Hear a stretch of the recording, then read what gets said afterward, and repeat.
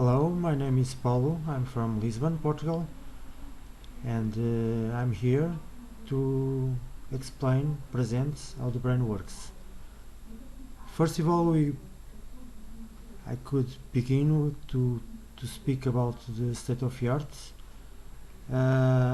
As we have the classic logic in the artificial intelligence, we have in the category of computational intelligence artificial neural networks, evolutionary computation, swarm intelligence, artificial immune system, and fuzzy systems. All of that are some kind of basis, but neither one are close to my point of view. So I begin to explain from the zero, and I began to explain the basic principle. Basic principle is that I suppose that each neuron of the brain has some kind of information, some kind of memory, and if we have under billion neurons in the brain, could in 18 years of lifetime of our each one, we could have some kind of 40 neurons per second in terms of memory throughput, which means if we can see 25 images per second, we see if you have 40 neurons per second, if one neuron stands for a memory, we have some kind of quantity possibility to begin with that principle. And why that way? Because we can associate two ideas very quickly, like yellow sky, and few people know or heard about yellow sky. So if I suppose that yellow is in this side of the brain and sky in this side of the brain, if I associate these two ideas very quickly, and tomorrow and 1 week from now, I'm going to associate and remember. I'm going to remember this kind of association. And how can I make some kind of connection so far with the synapses? So what I propose is in the neural networks, it's difficult to put a pathway to from one neuron to the other. So there are three kinds of systems in terms of routing and addressing that I could explain like this. We have the mail system, or the telephone system, or the internet system, that we can we can communicate with another computer or telephone or address. We must have suppose the telephone, we must have the number of telephone. So to our friends, we must have many numbers of telephones to address some kind of destination. And the system by itself must have the routing ways of addressing that connection. This system doesn't work for the brain, because each neuron must have some kind of pre-knowledge for everything that they want to do. We don't going to talk about holistic memories, because it's proof that for memorizing one kind of memory or information, we're going to disrupt the past memories. So we're not going to consider an holistic system. The second system, the Ethernet system, not internet, the Ethernet system, it's more close because I don't have to know the routing procedure. We broadcast to every computers of the net, but we must also have the address of the computer, destination computer. So I don't want that system too. So what kind of system are the brain? Well, the brain is the system more popular that we all know, like the radio, the TV, media that spread the news by broadcasting to everybody, all kinds of news. The news are not a destination for anyone, and it's not addressed to anyone, so everybody knows what's going in the TV broadcasts, one channel. So that's the system that I propose that we have in our brain. So in that kind of system we allows us to represent any graph, any kind of graph, because it's I broadcast an information, and every neurons are working to one body, to the survivor of one body. The brain only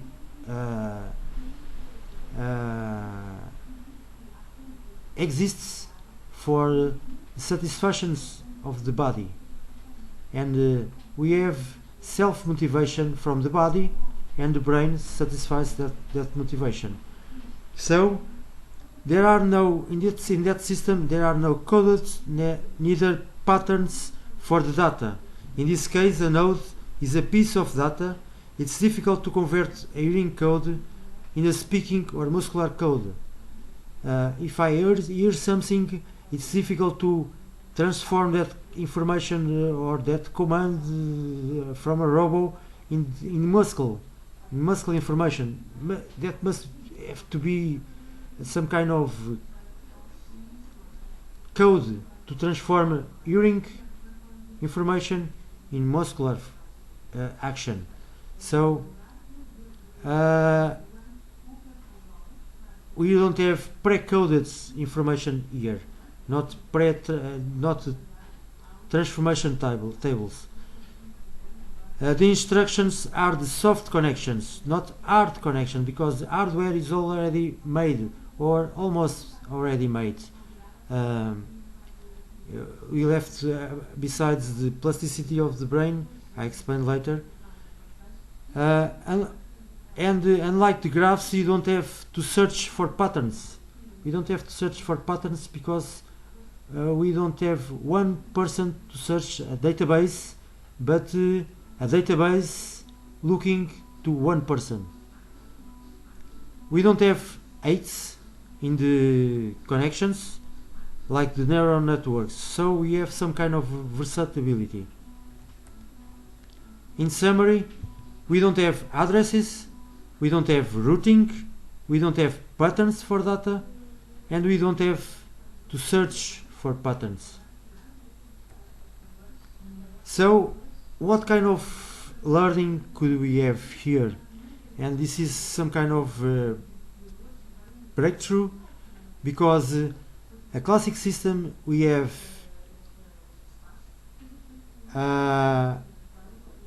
outputs in function of the inputs. First of all, we have the inputs, some kind of processing methods, and an output. In this case, in a neural network backpropagation, each input has an output which, compared with the objective, we obtain an error that we try to minimize with the adjustment of the weights.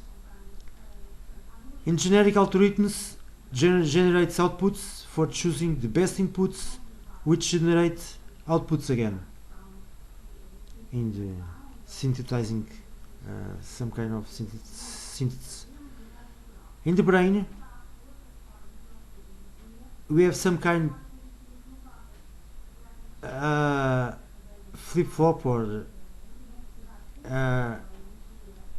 changing the method, and it's quite interesting because the brain do with the world the same thing we do with the black box method. Any engineer knows what is the black box method. We input a signal to see what comes out from the output. When we don't know what is in the box, we put a signal and see what came out of the output. So the brain do exactly the same. What is the black box to the brain? Is the body and the world. So the brain begins to do something, like the babies do movements randomly, and the brain see what came out from the result of the body world environment, and with the sense could see what comes out from the world and input from the brain. So the output of the world is the input from the brain, and the input from the world is from the body and is the output from the brain. But first of all, the brain does an output. After that, see what the 5-6 sense, the 5 normal senses, more the proprioception, the internal senses of the body, because it's like this that we're going to know how what kind of body do we have, because I believe the brain of the man are very equal of the brain of a cat or a dog or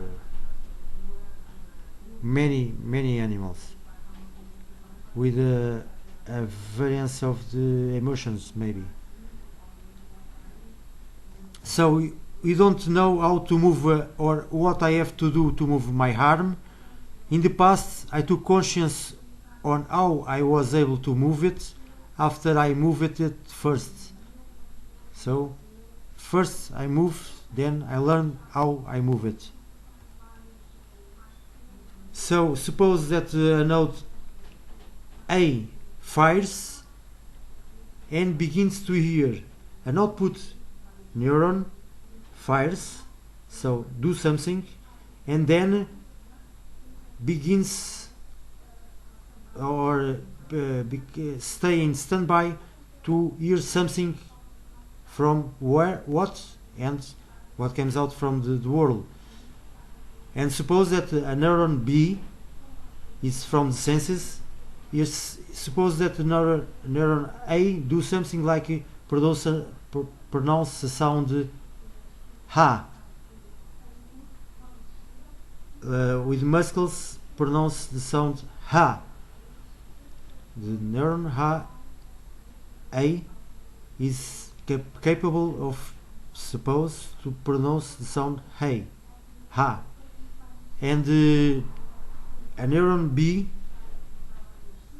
hears in the ear, by the ear, the sound ha, and say to the brain, I hear something, that frequency that I prepare to hear, and some kind of frequency like ha, and note A was standing by for something, and what he hears is the B identification, and we here is the ID, or identification of the neuron B, and the B only have to say is I'm neuron B, or I'm number 35, and every neurons are different numbers in the brain, and the principle of Dale turns that kind of system possible. So the breakthrough is that we don't tell what to do, we don't have an objective, we inform and listen.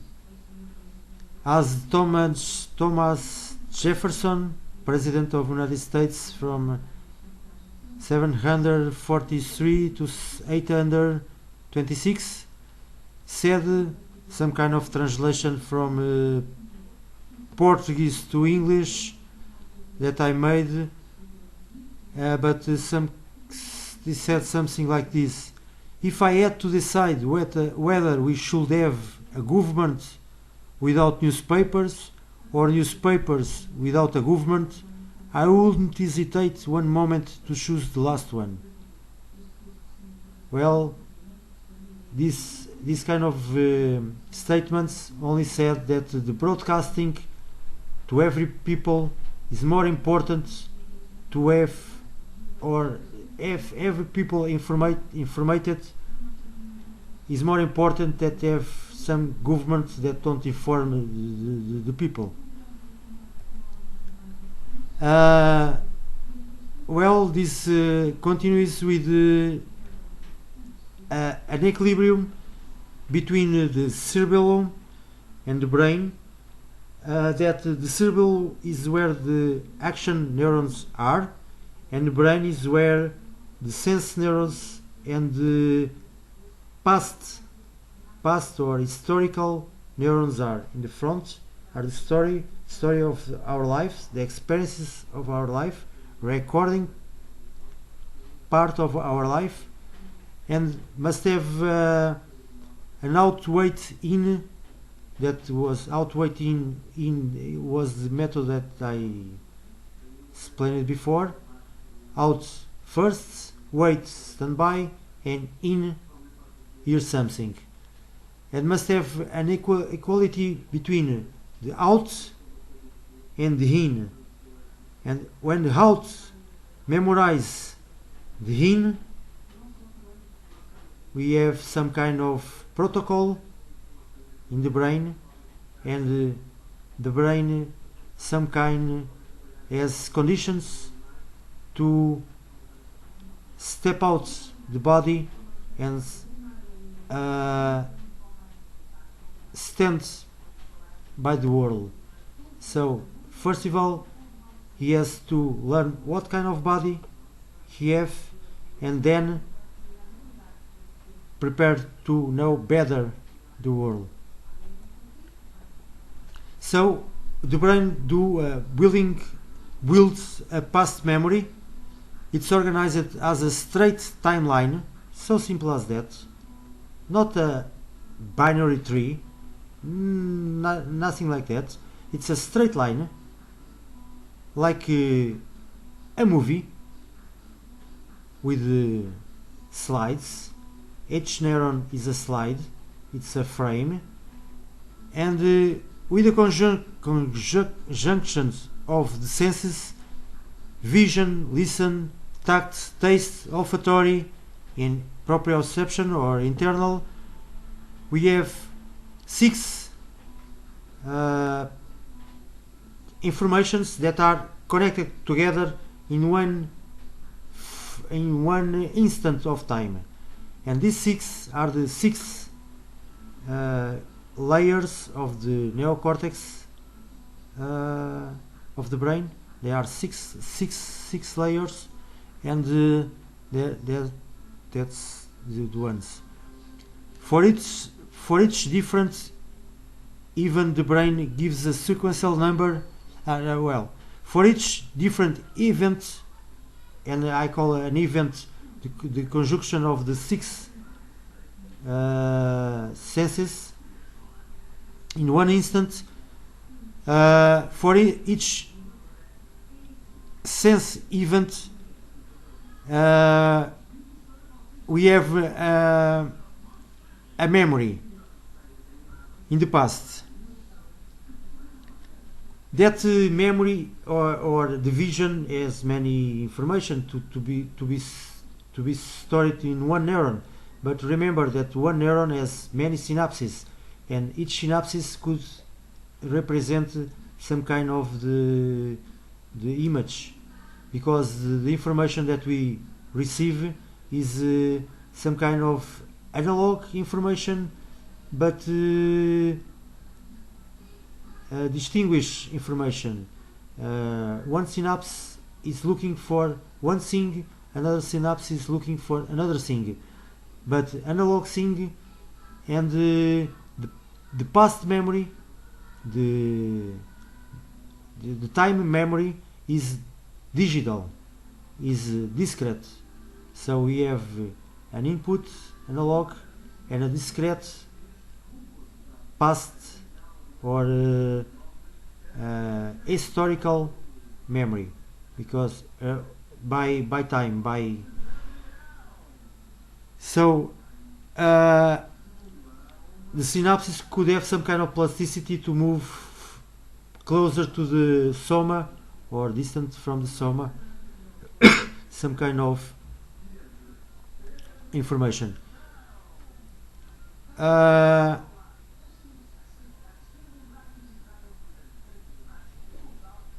So the general architecture is some kind of we have the senses, build a past memory, linear one, and then the result of the broadcast, when the input broadcast for all the past memory, and the past memory said, I have something like closer like this, that builds a credit, and this have many details that I don't going to explain here, but stands the principal idea. And then comes the central unit, that is some kind of hippocampo, hypothalamo, where the detection from the past memory, what the past memory said or comes out, and the beginning of the emotions. The emotions are some kind of genetic ones that are detectors. It's more like the lights of the panel of the car. Needs oil, needs gas, needs the seat belts are on or put it, or I don't know. The brake is on, off. The panel instruments of the car, the lights are some kind of analog, same as our emotions. So the emotions stands for the internal state of the system, of the brain, and there are body emotions and brain emotions. The glia system could have some kind of have to do about the collecting the emotional aspect of the brain. So the emotion stands more or less like this. Detect some kind of particularity of the system, like a new event, a new kind of memory that the brain never heard. Sorry, and produce some kind of evolutional expression of the emotion in the cerebellum. So the cerebellum does some kind of emotional expression in our face, in our body, and express itself the emotional detected in the brain because some kind of particularity of the brain that must be detected, and then is stored in the past, because the same system that if the cerebral does something, the internal states is recorded into the past or historical part of the brain, and remains connected with the other events of the five senses. So I'm not going to explain in detail how the cerebral works for now, but because it needs some kind of diagram, and I don't have now the ways to produce some kind of diagram. It's too slow, but it's basically is some kind of there we have in the middle some medulla, spinal medulla, some kind of random generator that produce that's going to start the cerebral the generated random numbers starts the cerebral do something, and then is collected with the senses, stored in the past and historical, and then the cerebral that was in standby is going to hear what was recorded in the past and establish some kind of protocol past cerebral, and the next time that we stand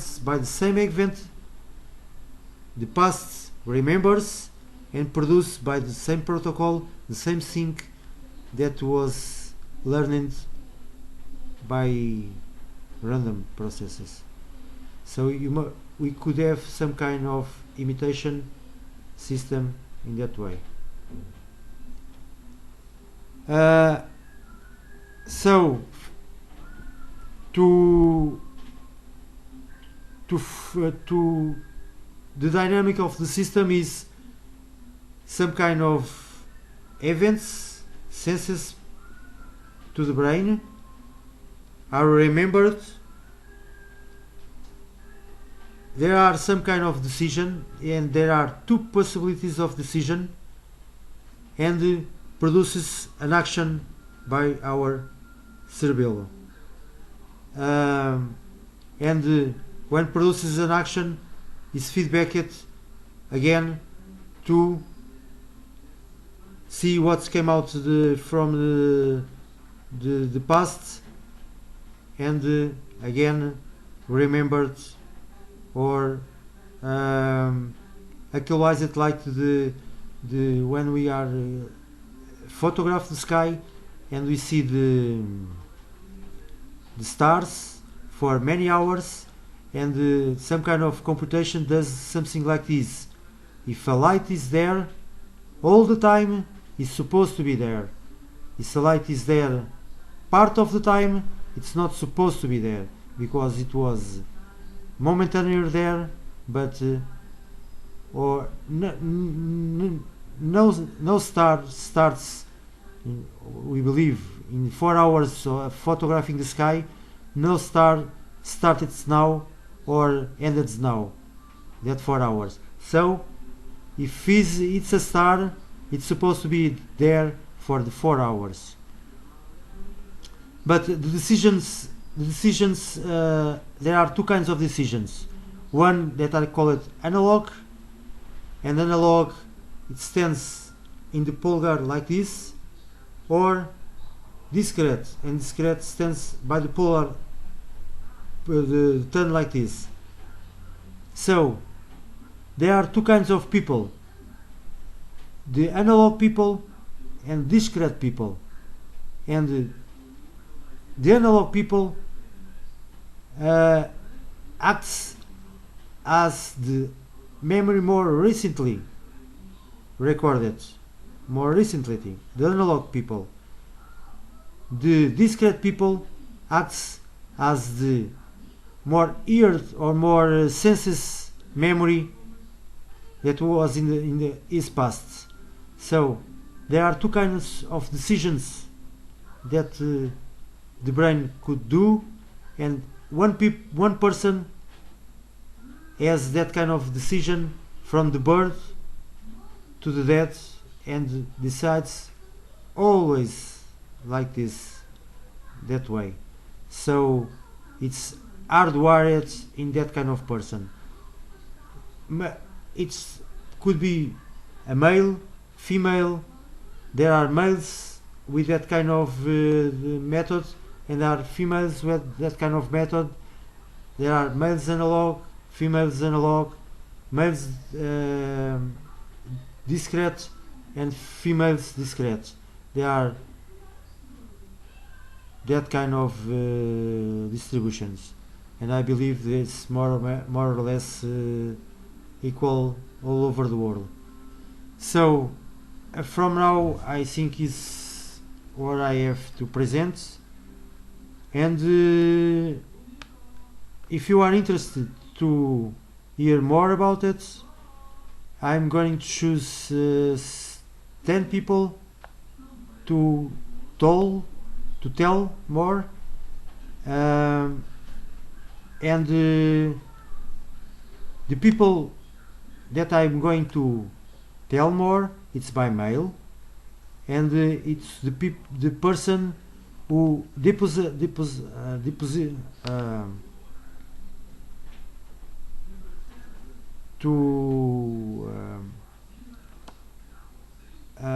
put some money, whatever they like, in these accounts, and I'm going to say the accounts. It's a IBAN account. IBAN account. PT Papa Tango.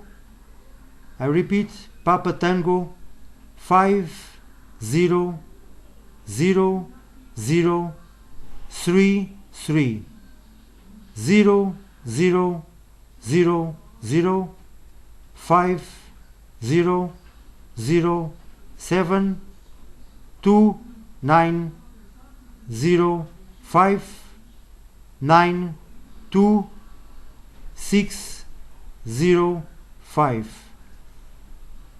The 10 people, the 10 persons that put more money in this account and some kind of name in the description or email in the description, I'm going to, the person only have to deposit put some money, whatever he wants, in these accounts, and in the description of the deposit put his or her email, and 10 more founded persons I'm going to respond only to the 10 more.